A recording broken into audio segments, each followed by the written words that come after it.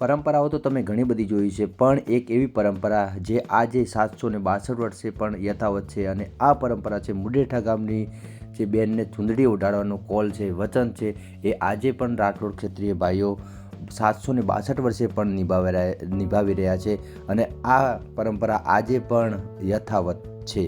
ભાઈ બીજના સવારે મુડેઠાની ધરતી એ અશ્વોની હણહણાટેથી ગુંજી ઉઠી હતી। મુડેઠામાં 762 વર્ષે પણ આજે અશ્વદોડની પરંપરા યથાવત છે। આ વખતે આ અશ્વદોડમાં 350થી વધુ ઘોડેસવારો અને 50થી 60 ઊંટ સવારોએ પણ અશ્વદોડની રફતારમાં ભાગ લીધો હતો। ડીસા તાલુકાના મુડેઠા ગામના રાઠોડ ક્ષત્રિય દરબાર ભાઈઓ પોતાની ધર્મની માનેલી બહેનને આપેલા વચન ખાતર દર વર્ષે ભાઈ બીજના એટલે કે બેસતા વર્ષની સાંજે ચૂંદડી લઈને જાય છે અને ચૂંદડી ઓઢાડવાનો કોલ પૂરો કરી અને સવારે મુડેઠા ભાઈ બીજના દિવસે પરત ફરે છે અને ત્યારે આ મહાઅશ્વ દોડ યોજાય છે, જેમાં ભલાણી પાર્ટી, ખેતાણી પાર્ટી, દુધાણી પાર્ટી અને રાજાણી આ 4 પાર્ટીઓમાં દર વર્ષે અલગ અલગ કુંડ પ્રમાણે વારા હોય છે, જેમાં સવા બેમણનું બખ્તર ધારણ કરી અને બહેનને ચૂંદડી આપવાનો કોલ પૂરો કરવામાં આવે છે અને આ જ્યારે ચૂંદડી આપવા જવાનું હોય છે ત્યારે અશ્વો ઉપર સવાર થઈ બેસતા વર્ષે રાત્રે મુડેઠા ગામે સમસ્ત ગામ ભેગું થઈ બખ્તર ધારણ કરી ભાઈ બીજના દિવસે લાખણી તાલુકાના પેપળું મુકામે જાય છે અને પેપળું ગામે રાત્રે રોકાણ કરે છે, જ્યાં પેપળુમાં ગ્રામજનો અને મહંત દ્વારા કંકુ તિલક કરવામાં આવે છે, જે બખ્તર ધારણ કરનારને અને તેમજ માન સન્માન સાથે રાત્રિ ત્યાં ઉતારો પણ આપવામાં આવે છે।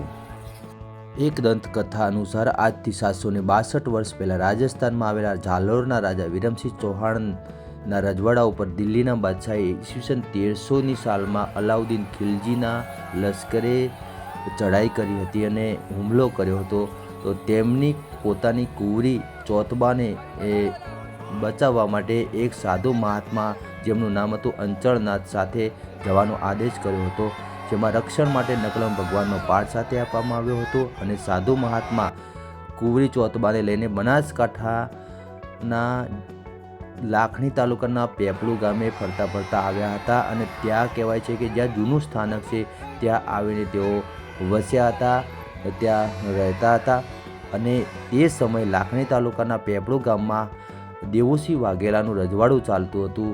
એથી મહાત્મા અંચળનાથે કુંવરી ચોતબાના લગ્નનો પ્રસ્તાવ દેવુસિંહ વાઘેલા સામે મૂક્યો હતો, જેમાં ચોતબાને ભાઈ ન હતા, જેથી મુડેઠાના રાઠોડ પરિવારના ભાઈઓને ધર્મના ભાઈ બનાવ્યા હતા, જેથી ચોતબાએ ભાઈ બીજના દિવસે બખ્તર ધારણ કરીને ચૂંદડી લઈને આવવાનું વચન માગ્યું હતું।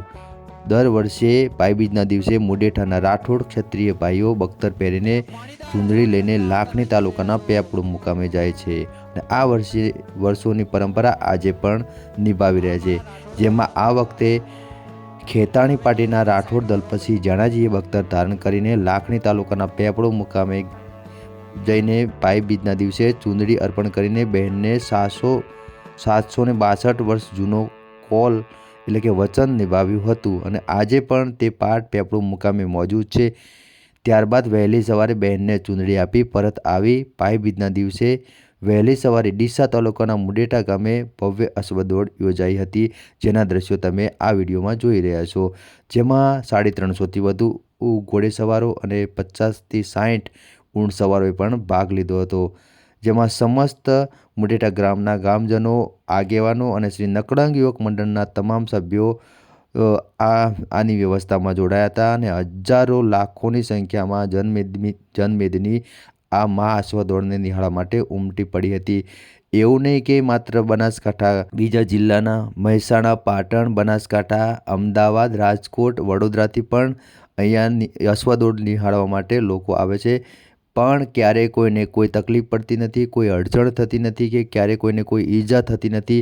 આટલી મોટી જનમેદની હોવા છતાં કોઈને ક્યારેય કોઈ લીલો નખ ઉતરતો નથી। આ સાક્ષાત નકળંગ ભગવાનનો પરચો જ કહી શકાય અને એ મુડેઠા ગામની એકતા છે, જે આ કાર્યને સંપન્ન કરવા માટે તનતોડ મહેનત કરે છે। યુવાનો જે છે એ રાત દિવસ આને કઈ રીતે આપણે શાંતિમય રીતે અશ્વદોડ થાય એના પગલાં આગોતરા લેવામાં આવતા હોય છે અને તમે વિડીયોમાં જોઈ શકો છો, એક નહીં બે નહીં પણ 7થી 8, 10 ઘોડી એક સાથે આવે છે, છતાં પણ કોઈને કોઈ ટચ થતી નથી, કોઈ વ્યક્તિને ઈજા થતી નથી. અહીંયા લાઈવ તમે જોવો છો વિડીયોમાં કે કેટલા પાણીદાર અશ્વો, આ ભાઈ તો ઉપર છૂટા ઊભા થઈ અને ઘોડી દોડાવે છે. ટેલેન્ટ દરેક અશ્વદોડ માં જોવા મળે છે, પણ અહીંયા મુડેઠામાં જે છે ને એ ટેલેન્ટ કંઈક અલગ પ્રકારનું જોવા મળી રહ્યું છે. કારણ કે અહીંયા વિશિષ્ટ પ્રકારના અસવારો પણ અહીંયા આવે છે, જે પોતાની ઘોડી ઉપર છૂટા ઊભા થઈ શકતા હોય. એમ કહેવાય છે કે ઘોડી સવારી કરવી એ પણ કંઈ સહેલી વસ્તુ નથી, એ પણ લોઢાના ચણા ચાવવા બરોબર છે. જેવા તેવાનું કંઈ કામ નથી. એના માટે તમારે વર્ષો સુધી ઘોડેસવારી કરવી પડે, એનો અનુભવ લેવો પડે, ત્યારે તમે ઘોડા ઉપર બેસી શકો છો, એને દોડાવી શકો છો. આવી રીતે ઘોડા ઉપર ઊભા થઈને દોડાવી શકો છો. એ એક દિવસમાં થઈ શકતું નથી, એટલે આના માટે પણ મહેનત કરવી પડે છે. તમે જોઈ શકો છો અશ્વોની રફતાર, અને એની સાથે ઊંટ પણ આવી રહ્યા છે. સાથે સાથે ઊંટ પણ અહીંયા લોકોના મનોરંજન પૂરા પાડી રહ્યા હતા, કારણ કે લોકોની ચીચેરીઓથી આખી મુડેઠા ગામની જે જગ્યા હતી, એ પાર્ટી કહેવાય, એ ગુંજી ઉઠી હતી, અને લોકોએ ઊંટોને પણ વધાવી લીધા હતા. આ અશ્વદોડમાં ભાગ લીધો હતો. એ ઊંટો પણ લોકોને મનોરંજન પાડી રહ્યા હતા. અને આ ઊંટ જે છે એ ઘણા ખરા બહાર ગામથી આવે છે, અને આ ઊંટ સવારોને પણ અહીંયા બહુ મોજ આવે છે, તો એ પણ અહીંયા ભાગ લેવા માટે આવે છે. તમે નિહાળી રહ્યા છો વિડીયોમાં લાઈવ કે ઊંટ સવારો જે છે એ એક નહીં ત્રણ ઊંટ સવારો એક ઊંટ ઉપર બેસી રહ્યા છે, અને આ અશ્વદોડની મોજ લઈ રહ્યા છે. ભાઈ, બે સવારે બે ઘોડી જોડે જોડે ચલાવી અને હાથાબેલી કરવી એ પણ એક ટેલેન્ટ જ કહી શકાય. કારણ કે બે ઘોડીઓને એકી સાથે દોડાવી, એક જ સ્પીડમાં પકડી રાખવી, એ પણ એક તમારું ટેલેન્ટ જ કહી શકાય. એટલે એ ટેલેન્ટ પણ અહીંયા મુડેઠામાં તમને જોવા મળે છે. અને તમે જોઈ શકો છો કે એકી સાથે કેટલી ઘોડી આવે છે, છતાં પણ એ ઘોડી કોઈને ટચ નથી કરતી.